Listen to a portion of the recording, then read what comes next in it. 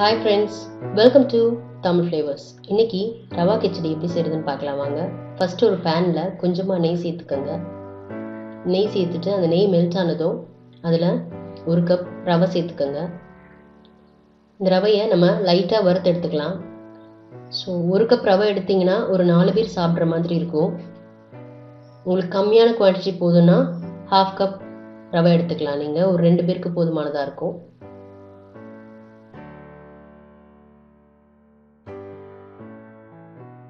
So இப்போ நம்ம ரவையை வறுத்து எடுத்தாச்சு.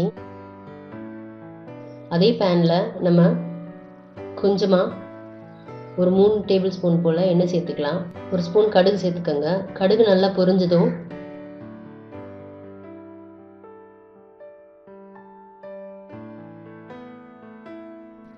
அதில் ஒரு 2 பிரியாணி இலை சேர்த்துக்கோங்க. ஒரு பட்டை, ஒரு கிராம்பு சேர்த்துக்கோங்க. ஒரு அரை ஸ்பூன் கடலைப்பருப்பு, அரை ஸ்பூன் உளுத்தம்பருப்பு சேர்த்துக்கோங்க. இது ரெண்டும் லைட்டாக பொன்னிறமாக வறுத்து எடுத்துக்கோங்க.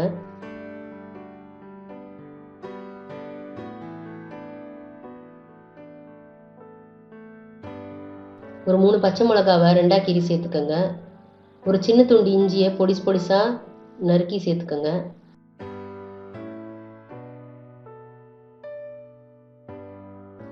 ஒரு கீத் கருவேப்பிலை சேர்த்துக்கலாம்.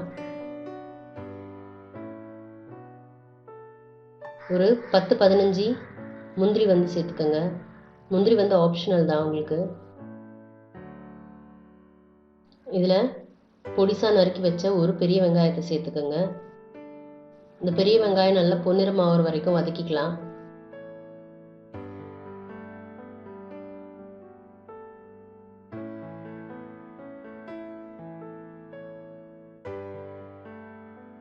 அது வதங்குறதுக்கு ஒரு ஸ்பூன் உப்பு சேர்த்துக்கலாம்.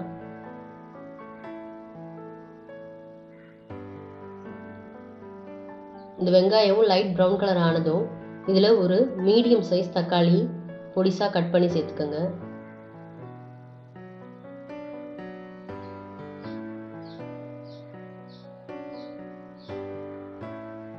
தக்காளி நல்லா வதங்கினதும்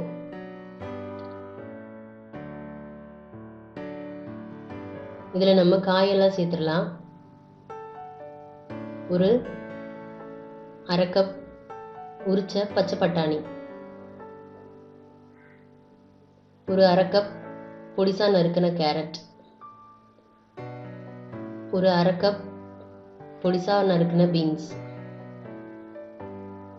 பச்சை பட்டாணி, கேரட், பீன்ஸ் இது 3 போதும் ரவை கிச்சடிக்கு.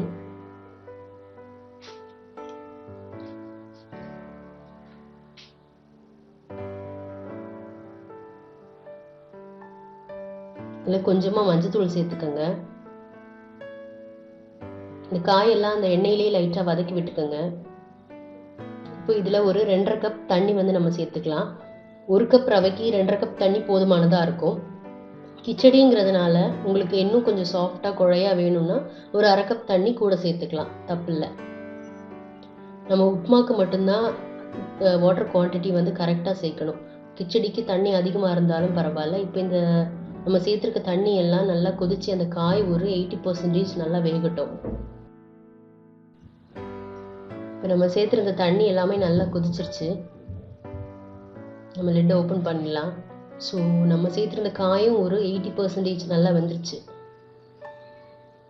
இப்போ இந்த ஸ்டேஜில் நம்ம ரவையை சேர்த்துற வேண்டியதான். பாருங்கள், நம்ம ஆல்ரெடி வறுத்து வச்சுருந்த ரவையை கொஞ்சம் கொஞ்சமாக சேர்த்துக்கோங்க. ஒரேடியாக சேர்த்துட்டா உங்களுக்கு கிண்டுறதுக்கு மிக்ஸ் பண்ணுறதுக்கு கம்ஃபர்டபுளாக இருக்காது. ஸோ கொஞ்சம் கொஞ்சமாக சேர்த்துக்கோங்க.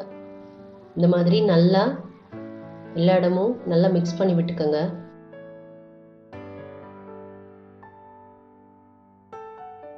சிம்மில் வச்சு கிண்டுங்க. இந்த ஸ்டேஜில் நீங்கள் ரவையை சேர்த்த பிறகு சிம்மில் வச்சு கிண்டுங்க. ஸோ ரவை அந்த மிதமான சூட்லேயே உங்களுக்கு வெந்துடும்.